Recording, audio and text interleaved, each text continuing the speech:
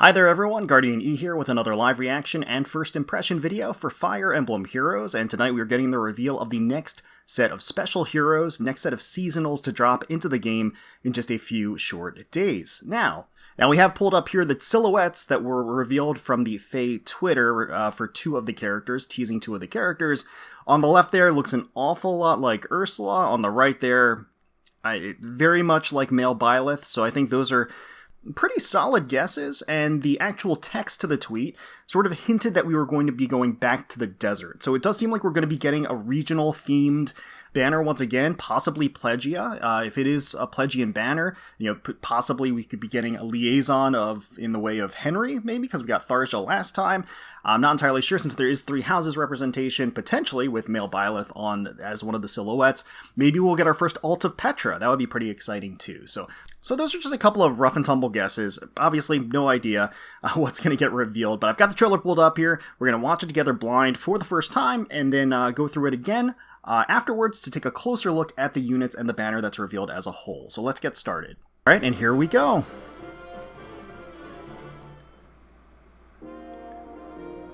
Elevating their magical prowess.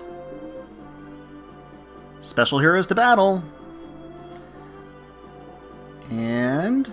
oh, is that Nino? Spirited Sorcerer? I mean, that would make sense if we're getting Ursula. Yeah, okay. Getting Nino would make sense. Infantry Red Tome this time around. Okay. She's wearing the armor similar to her flying version. Child's Compass, attack speed finish 4, speed preempt 3 times pulse 4. Definitely stacked with some premium skills there. There she is trying her best. That's a really cool animation. That swirling flame is super cool. Oh, and that is definitely going to be Ursula. God, wow. She looks amazing. Royal Blue Crow. Now then, who do I have to kill around here to get my hands on a phenomenal. So she is going to be a Green Cavalry Tome unit. Crow's Crystal. Panic Smoke 4. Alright. Charging up with the shield. This is child's play.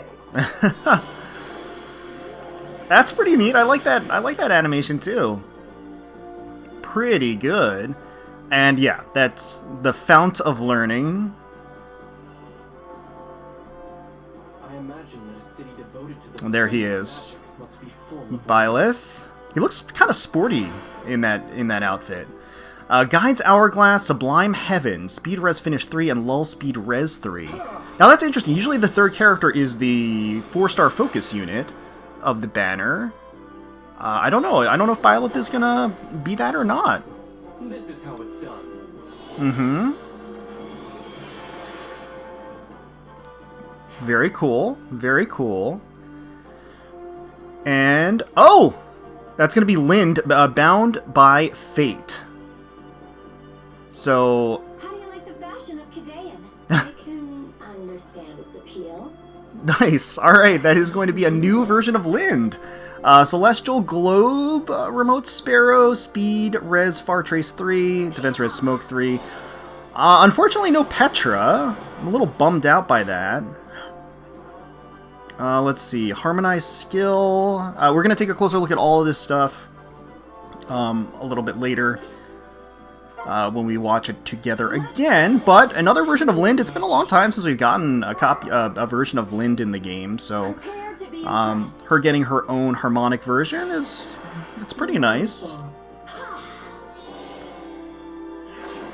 And it has, like, the same kind of rings as her original tome has in the game, but a lot more extravagant, multicolored, flourished explosions, all that good stuff. Sage of Khadein?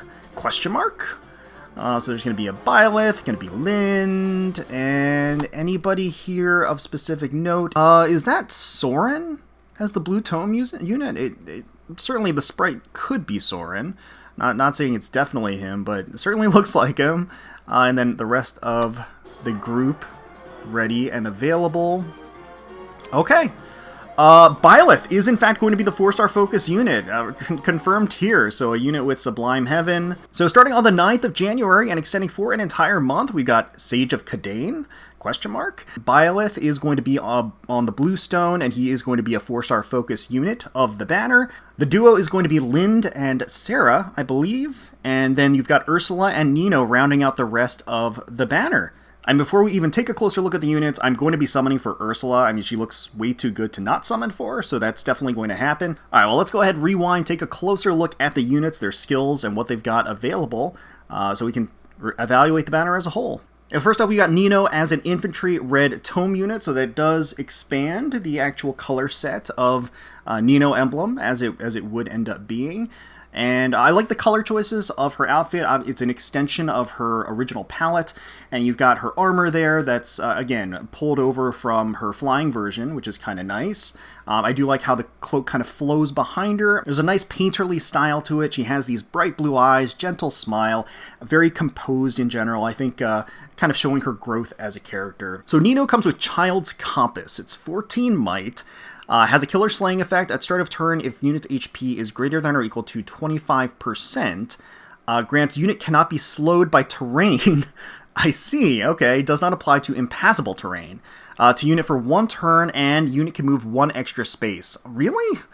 Alright, that turn only does not stack. At start of combat, if unit's HP is greater than or equal to 25%, unit grants +5 to all stats during combat, grants bonus to unit's attack and speed equal to the number of bonus effects active on unit times 4, excluding stat bonuses max 16. And also, if unit deals damage to foe using a special, reduces damage from foe's next attack by 50%. So effectively that means that Nino gets an additional movement tile space and also can just move freely through forested tiles, is what they're telling us. So I mean, anytime you have that movement manipulation like that just built into the weapon, it's actually pretty powerful and pretty potent, and fairly annoying as well. So it's definitely going to be a big boon to the character. Killer Slaying effect is always going to be solid. Getting additional stat boosts associated with the actual HP threshold that she has, and then of course getting almost a pseudo blade effect. It's very similar to a blade effect. Of course, Nino being one of the progenitor units that really kind of hailed the early days of year 1 blade tomes, kind of ruling ruling the battlefield. So this is obviously, you know, an extension of that, so to speak. So she does get a bonus to attack and speed, and interestingly enough, if the unit deals damage to the foe using a special, reduces damage from foe's next attack by 50% for that engagement. So that's pretty interesting, and that's going to obviously, I think, synergize with speed preempt. We'll take a closer look at that. Glimmer for the special attack speed finish 4 for the A slot is certainly going to be a big help offensively for her. She is going to be basically a mage nuker. Speed preempt 3 inflicts speed -4 on foe during combat, and if foe initiates combat and uses a ranged weapon, unit speed is greater than foe's speed, unit can counterattack before foe's first attack. So that does work in tandem with Child's Compass, because I see that she has times pulse 4 as well. So she's going to have an insta-charge to Glimmer. She'll have Glimmer charged. If the enemy attacks into her, she's going to be attacking first, proc her special, and then the enemy attack is going to be reduced by 50%, and then presumably if she has that speed bonus and there's nothing else that's neutralizing her ability to double, that means that she is going to attack again afterwards should she need to. Times pulse 4 at start of turn. If special cooldown count is at its max value, grant special cooldown count -1. After combat, if special cooldown count is at its max value, grant special cooldown count -1. Oh, really? Oh, okay. So not only... that means that she's always going to have Glimmer active, effectively. So she's basically constantly going to have Glimmer available, which also means that she's also always going to have the effect of neutralizing, or rather reducing the enemy's first attack by 50%, which is pretty potent. Pretty potent. Sounds pretty annoying. So she's got that additional movement range. She's not going to be hindered by forests. She's going to get all those stat bonuses based upon the number of bonuses that she actually has on herself, up to 16 to her attack and speed, and then +5 but defaultly to all of her stats. And then the 50% damage reduction, in addition to the whole speed preempt as well. So yeah, that's a lot of scary stuff. It's a lot of scary stuff that she's got going for her. And here is Ursula as a green tome cavalry unit, looking undeniably attractive and gorgeous. She wears that outfit incredibly well.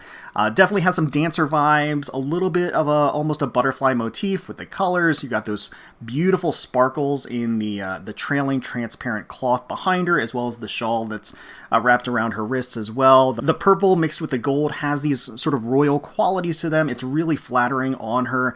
And the rest of the skimpy outfit just kind of draping over her magnificent figure. And then you got the flashes of green with the gem actually in her headdress, or the hair ornament that she has, as well as in the floating bauble, her weapon itself. And again, it's particularly striking. Really beautiful, glossy hair, has this mature charm about her. Just really phenomenal art overall. So Ursula comes with Crow's Crystal. It's 14 might, has a killer slaying effect. At start of turn, if unit's HP is greater than or equal to 25%, grants a unit cannot be slowed by terrain, does not apply to impassable terrain, desperation, and dominance to unit for 1 turn. At start of combat, if unit's HP is greater than or equal to 25%, grants attack speed +6 to unit during combat, and neutralizes effects that prevent follow-up attacks. So the killer slaying effect is always good. The more interesting component, the unit cannot be slowed by terrain. Does not apply to impassable terrain. So for her being a cavalry unit, that means that it really strictly applies to trenches, because everything else, she can't even pass through wooded areas, obviously mountains and structures and things like that, water. So really, it's just going to be trenches. So she can actually basically ignore trenches, is what this is saying essentially. Also applies desperation and dominance to unit for 1 turn. Those are both really powerful effects to just have active at the start of the turn. So desperation means she can attack in succession. Dominance meaning that any penalties on her will actually turn into bonus attack for her. That's all really strong stuff. And then of course the +6 to offensive stats, and then neutralizing the effects that prevent units follow-up attacks. So that works obviously very, very well with her having desperation active. So they're not going to be able to stop her from attacking twice in a row. It's a really cohesive, streamlined weapon that works really well.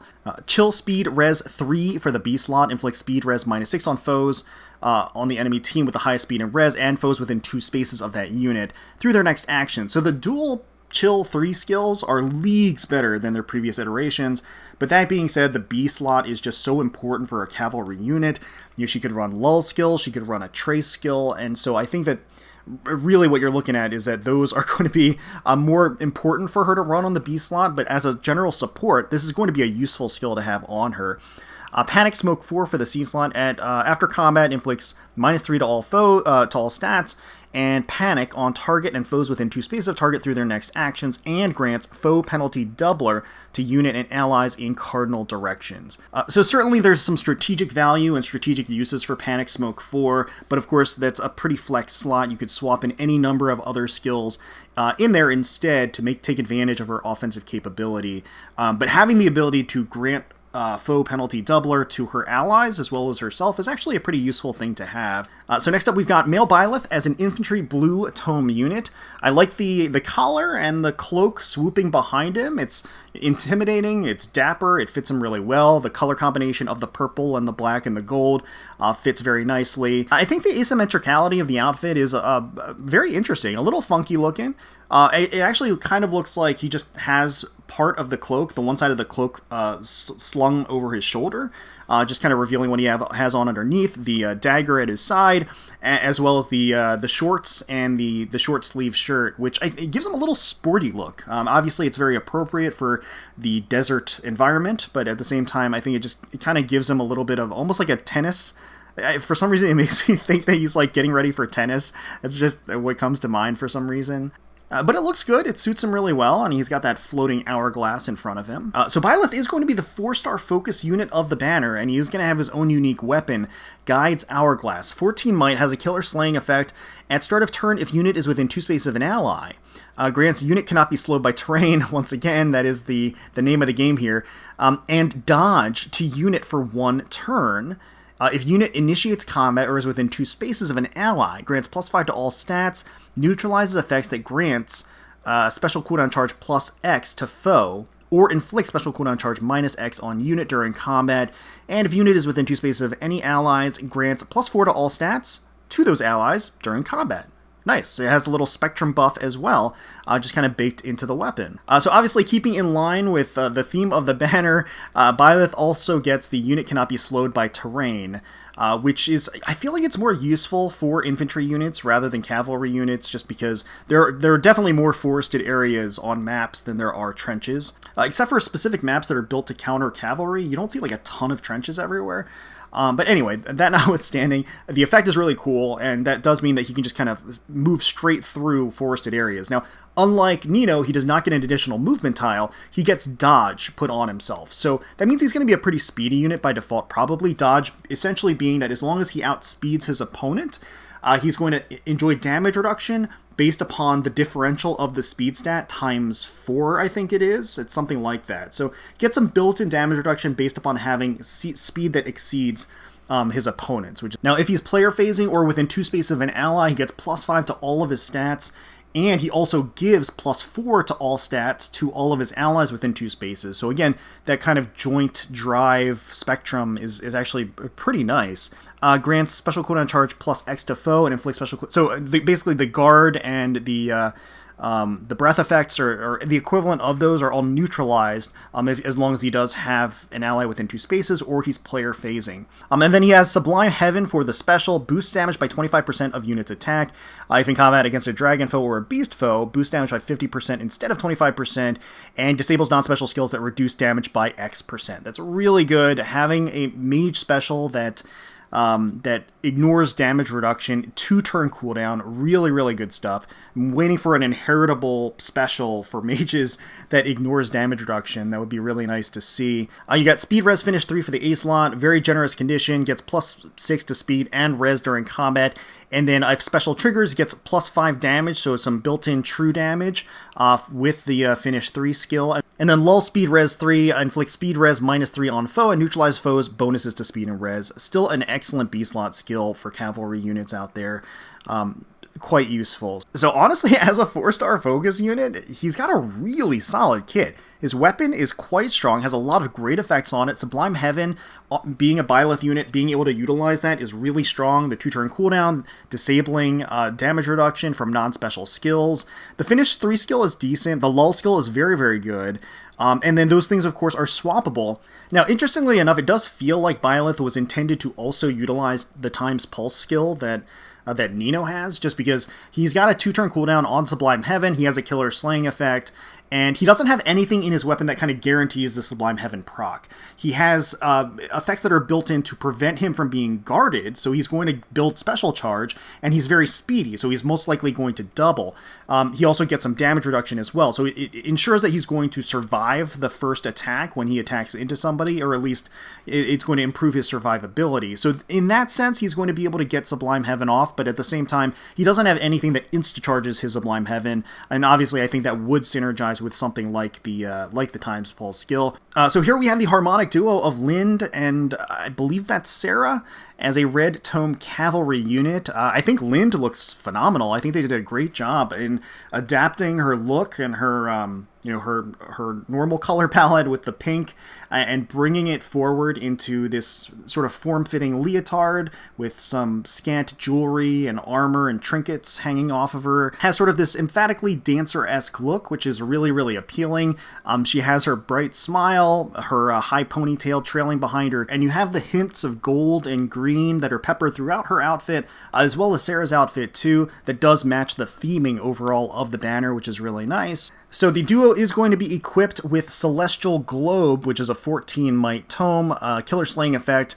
Naturally, at start of turn, if unit is within 2 spaces of an ally, grants the unit cannot be slowed by terrain. And no follow-up to unit and allies within 2 spaces of unit for 1 turn. That is definitely going to be useful to have, that no follow-up buff and assist and utility to the team. If unit initiates combat or is within 2 spaces of an ally, grants +5 to all stats. During combat, deals damage equal to 20% of unit's speed, including when dealing damage with a special triggered before combat, and reduces the percentage of foes' non-special reduced damage by X% skills by 50%. Example, a foe with a reduced damage by 45% skill would reduce damage by 23% instead. Alright, so out of the gate, the most interesting elements of the Celestial Globe, of course, being the continued theme of her being able to essentially pass through trench tiles, is basically what that is. And the null follow-up effect. So the really interesting thing about the null follow-up effect and being able to grant that to allies within 2 spaces is that a lot of the movement types out there, I'm thinking specifically flyers, don't really have ready access to null follow-up. So having the ability to bestow that upon movement types that normally really are prohibitively can't get that that buff on them really makes for some super broken like skill combinations that you can put together. And then the damage reduction mitigation aspect to the weapon is pretty nice. It's not a full nullification, it's only 50%, but every little bit helps. Considering how much damage reduction exists out there currently, that's still going to be a huge help to her damage output. Remote Sparrow for the A slot. This is new. If unit player phasing, attack speed +7 during combat and reduces damage from foes' first attack during combat by 30%. So she's going to be really speedy. So naturally, she's going to actually prevent a lot of units from doubling her. And then she also has the null follow-up built into her weapon, so that's going to prevent units from getting a follow-up through other means. So that does mean that she's going to enjoy damage reduction of 30%, hopefully for all of the enemy's attacks into her. You got Speed Res Far Trace 3 for the B slot. Excellent skill, getting that Kanto and debuff. Defense Res Smoke 3. After combat, inflicts Defense Res -7 on target and foes within 2 spaces through their next action. Grants attack +6 to unit and allies within 2 spaces of unit for 1 turn. And grants Pathfinder to unit for 1 turn. So this isn't a new skill, but I don't remember this existing. But regardless, it is quite a strong C-slot skill. The debuff to the enemy's defenses, defense and res, then she essentially acts as a gateway for her allies by providing them with an attack +6 buff and allowing them to ignore her tile from movement, so they effectively gain an additional movement tile to engage the enemy, and with the debuff on the enemy and their own buff to their attacking power, that's going to allow them to just kind of funnel in and take the rest of the enemies out. Yeah, so really nice kit as a whole. I mean, the most interesting elements, of course, being that she can ignore trenches and have that null follow-up effect built into her weapon as well as to her allies. I think is going to be really powerful. And then, of course, this is the harmonized skill that they have, so grants Resonance Blades, Dodge, and Special Cooldown Charge +1 per attack during combat. Only highest value applied, does not stack to unit and allies from the same titles as unit for 1 turn. Okay, that's a lot of really good stuff. It's like a Swiss Army knife of skills here. Just a bunch of useful utility built into this one thing. So Resonance Blades is always going to be useful because it stacks with stat boosts. And it just stacks on top and gives additional killing power. Dodge just gives her damage reduction, and her allies damage reduction. That is going to stack with existing damage reduction that she has, like from her A-slot skill. And then Special Cooldown Charge +1 per attack during combat. I mean, when is that not going to be useful? That's pretty much always going to be nice to have. Alright, so once again, starting on the 9th of January and extending for an entire month, we got Sage of Khadein. With male Byleth as the 4-star focus unit on blue. We've got color sharing on red with the Duo as well as Nino. And then we've got Ursula as the solo on green. Now, honestly, I think every unit on this banner is really solid and has their own kind of unique qualities. The theme of the banner essentially being that they ignore terrain that would slow them. I don't know how much of an effect that's really going to have in their overall strategy. It's a nice thing to have. It certainly sets them apart.